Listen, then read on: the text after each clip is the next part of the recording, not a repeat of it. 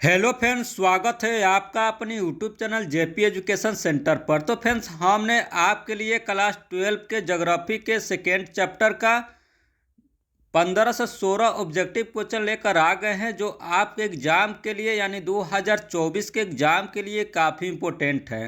यदि फ्रेंड्स आप इन सभी क्वेश्चनों को अच्छा से रट लेते हैं तो आप अपने परीक्षा में अच्छा स्कोर कर पाइएगा। तो चलिए फ्रेंड्स, हम चलते हैं क्वेश्चन की ओर। देखिए फर्स्ट क्वेश्चन क्या कह रहा है। कह रहा कि निम्नलिखित में से भारत में पुरुष प्रवास का प्रमुख कारण कौन सा है। निम्नलिखित में से भारत में पुरुष प्रवास का प्रमुख कारण कौन सा है। तो इसका करेक्ट आंसर हो जाएगा काम और रोजगार। ऑप्शन नंबर सी इसका सही आंसर हो जाएगा, काम और रोजगार। काफ़ी इंपॉर्टेंट क्वेश्चन है फ्रेंड्स, आप इसको रट लेना। चलिए नेक्स्ट क्वेश्चन की ओर बढ़ते हैं। देखिए नेक्स्ट क्वेश्चन क्या कह रहा है। कह रहा कि निम्नलिखित में से कौन सा क्षेत्र सघन जनसंख्या वाला है। निम्नलिखित में से कौन कौन सा क्षेत्र सघन जनसंख्या वाला है। तो इसका करेक्ट आंसर हो जाएगा दक्षिण पूर्वी एशिया। ऑप्शन नंबर ए इसका सही आंसर हो जाएगा दक्षिण पूर्वी एशिया। ये भी काफ़ी इंपॉर्टेंट क्वेश्चन है, इसको भी रट लेना। चलिए नेक्स्ट क्वेश्चन की ओर बढ़ते हैं। देखिए नेक्स्ट क्वेश्चन क्या कर रहा है। कह रहा कि जनसंख्या वृद्धि दर सर्वाधिक है। जनसंख्या वृद्धि दर सर्वाधिक है, कहाँ सर्वाधिक है। तो इसका करेक्ट आंसर हो जाएगा अफ्रीका में। ऑप्शन नंबर ए इसका सही आंसर हो जाएगा अफ्रीका में। ये भी काफ़ी इंपॉर्टेंट क्वेश्चन है, इसको भी रट लेना। चलिए नेक्स्ट क्वेश्चन की ओर बढ़ते हैं। देखिए नेक्स्ट क्वेश्चन क्या कह रहा है। कह रहा कि उच्च जनसंख्या वृद्धि दर वाला देश है। उच्च जनसंख्या वृद्धि दर वाला देश है, कौन है। तो इसका करेक्ट आंसर हो जाएगा यमन। ऑप्शन नंबर ए इसका सही आंसर हो जाएगा। ये भी आपके परीक्षा के दृष्टि से काफ़ी इंपॉर्टेंट है, इसको भी रट लेना। चलिए नेक्स्ट क्वेश्चन की ओर बढ़ते हैं। देखिए नेक्स्ट क्वेश्चन क्या कह रहा है। कह रहा कि जनसंख्या वितरण को प्रभावित करने वाले कारकों में सबसे महत्वपूर्ण कारक कौन सा है। जनसंख्या वितरण को प्रभावित करने वाले कारकों में सबसे महत्वपूर्ण कारक कौन सा है। तो इसका करेक्ट आंसर हो जाएगा स्थलाकृति। ऑप्शन नंबर ए इसका सही आंसर हो जाएगा स्थलाकृति। चलिए नेक्स्ट क्वेश्चन की ओर बढ़ते हैं। देखिए नेक्स्ट क्वेश्चन क्या कह रहा है। कह रहा कि किस वर्ष विश्व की मानव जनसंख्या 6 अरब हुई। किस वर्ष विश्व की मानव जनसंख्या 6 अरब हुई। तो इसका करेक्ट आंसर हो जाएगा 1999 ईस्वी में। ऑप्शन नंबर डी इसका सही आंसर हो जाएगा 1999 ईस्वी में। ये भी काफ़ी इंपॉर्टेंट क्वेश्चन है, इसको भी रट लेना। कि वो बढ़ते हैं। देखिए नेक्स्ट क्वेश्चन क्या कर रहा है।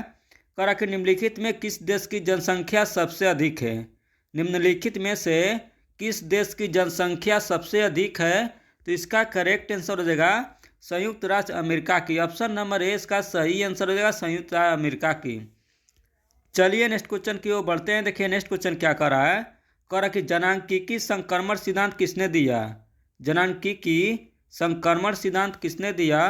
तो इसका करेक्ट आंसर हो जाएगा नोएस्टीन ने। ऑप्शन नंबर सी इसका सही आंसर हो जाएगा नोएस्टीन ने। ये भी काफ़ी इंपॉर्टेंट क्वेश्चन है, इसको भी रट लेना। चलिए नेक्स्ट क्वेश्चन की ओर बढ़ते हैं। देखिए नेक्स्ट क्वेश्चन क्या कर रहा है।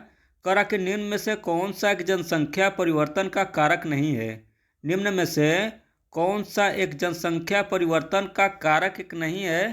तो इसका करेक्ट आंसर हो जाएगा आवास। ऑप्शन नंबर 20 का सही आंसर हो जाएगा आवास।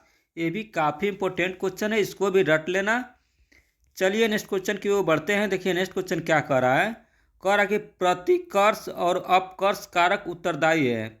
प्रतिकर्ष और अपकर्ष कारक उत्तरदायी है किस लिए। तो इसका करेक्ट आंसर हो जाएगा प्रवास के लिए। ऑप्शन नंबर ए इसका सही आंसर हो जाएगा प्रवास के लिए। चलिए नेक्स्ट क्वेश्चन की ओर बढ़ते हैं। देखिए नेक्स्ट क्वेश्चन क्या कर रहा है।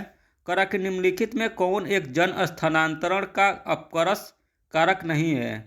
निम्नलिखित में से कौन एक जन स्थानांतरण का अपकर्ष कारक नहीं है। तो इसका करेक्ट आंसर हो जाएगा रहन सहन की निम्न दशाएं। ऑप्शन नंबर ए इसका सही आंसर हो जाएगा रहन सहन की निम्न दशाएं।